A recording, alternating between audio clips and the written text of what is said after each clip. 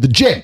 That is a reality of life. So I train every single day. I've actually heard from some people saying, you overtrain. And I explained to them, one, I don't believe in rest. I'm not you. I'm not pussy and I'm not broke like you are, Mr. Fitness Trainer, standing around the gym teaching people for $50 an hour.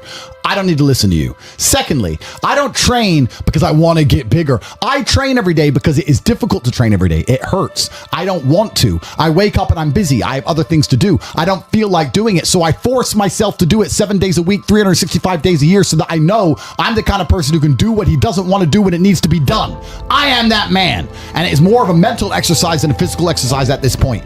How can you ever outcompete me if I can force myself to do the things I don't want to do and you cannot? Discipline is absolutely essential for success, and you need to get very comfortable and very used to the idea of understanding that on your path to greatness, there are going to be long periods of time where you hate what you are doing, where you are dissatisfied with the actions you must undertake, where you are tired, where you are stressed. That is why it is difficult. That is why most people won't make it.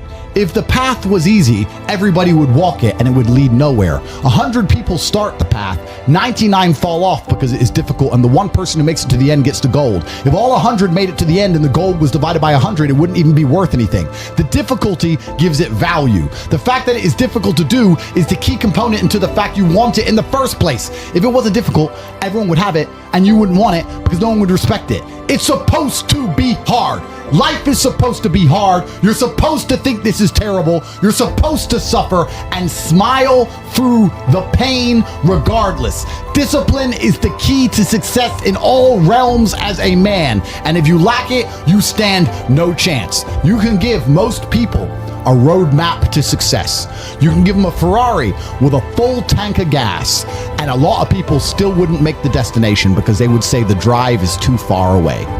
Quitters, they don't have the discipline. You can tell them exactly how to do it. You can give them the mechanism to get there, but they don't have the discipline to complete the drive and end up at the destination. That is the majority of Earth. This is your competition. People who, even if they are told what to do and people tell them exactly how to do it and help them do it, still quit, still fail because they lack discipline. Even me, with my monumental powers, I can't make a quitter successful.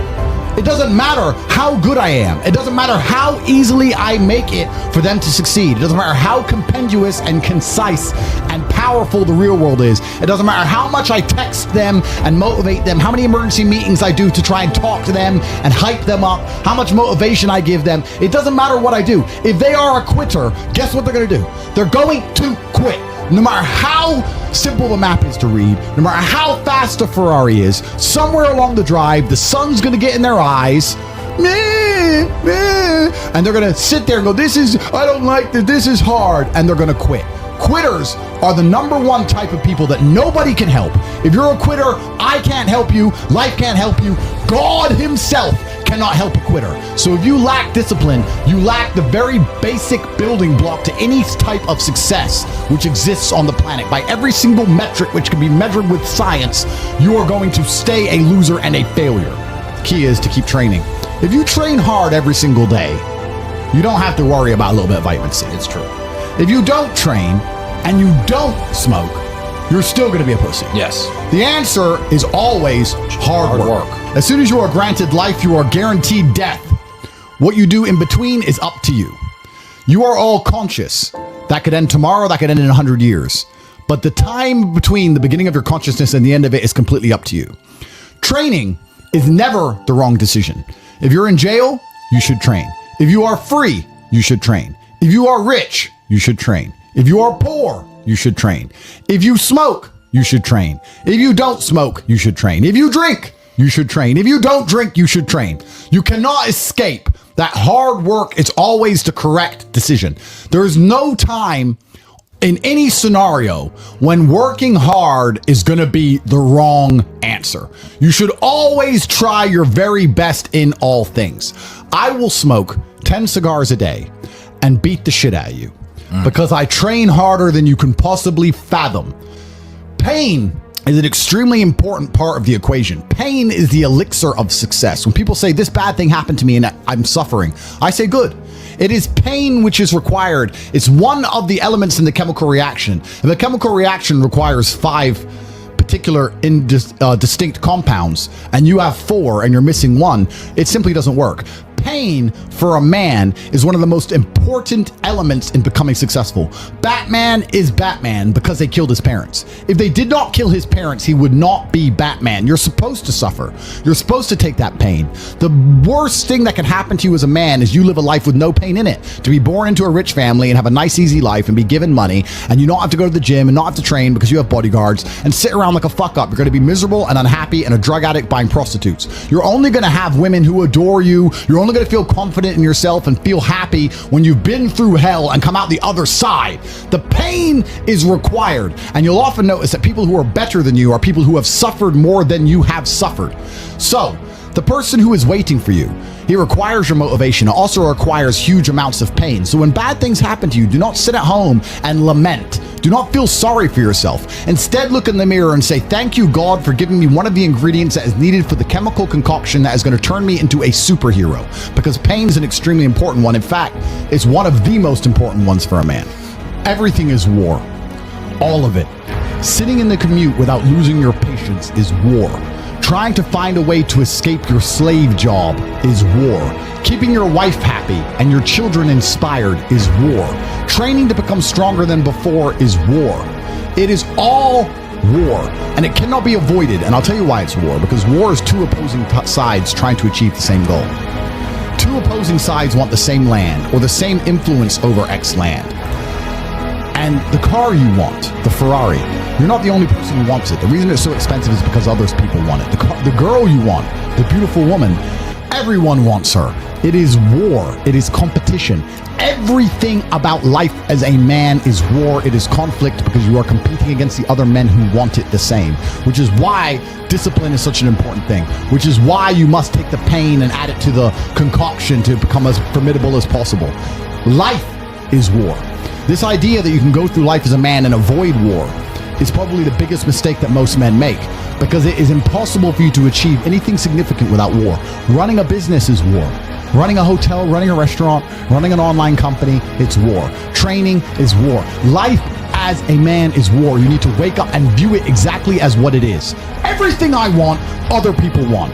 Everything I desire, other men are trying to get. This is a war, and I must outcompete them. That is the best possible mental model you can have. Even in jail, it was a war for who could stay most calm. A war who could control their mind the best. A war for who could suffer the least. That is war. I was surrounded by people who lost their minds and I refused. It was a battle and I was successful. Life in and of itself as a man is a never-ending struggle and a never-ending battle. It is the constant of the human condition. Evolution requires pain. While others complain that they do not feel happy enough, I'm happy I'm struggling. I don't want to be happy. I want to be great. This is the beauty of life as a man. You understand? I don't care. I'm happy to be struggling. I wanted to fight. You wanted to win. I wanted to fight. That's the difference. You're concerned with winning. I wanted to just fight. And we're fighting. That is the beauty of life as a man, to be great. If you concern yourself only with being happy, you are once again acting like a female or a child.